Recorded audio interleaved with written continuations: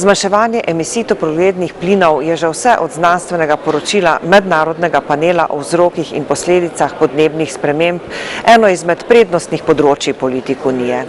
Vedno znova ponavljamo, da bo treba spremeniti paradigmo, toda le kdo resnično razume, kaj pomeni sprememba paradigme. Zaradi nezadovoljstva z rezultati mnogi pozivajo k hitrim spremembam obstoječih mehanizmov, toda na žalost pri tem uporabljajo stare ukrepe. Menim, da je skrajni čas za spremembo paradigme ter za uskladitev naših načelnih odločitev z dejanskimi zakonodajnimi dokumenti.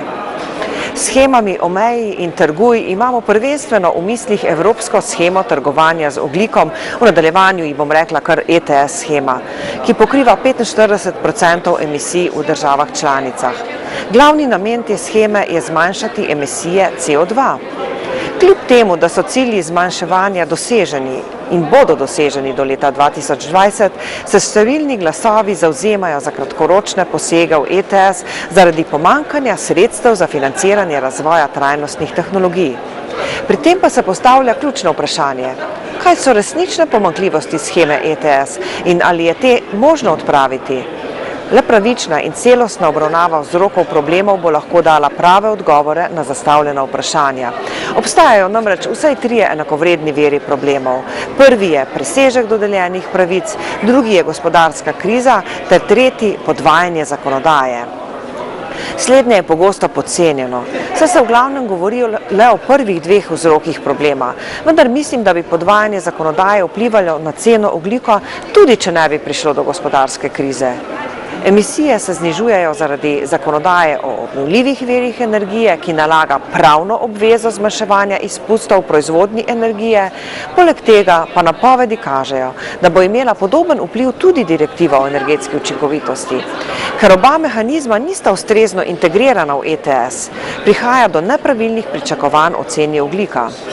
In ker so problemi tako kompleksni, ne verjamem, da bi lahko kratkoročni ukrepi znatno izboljšali ETS.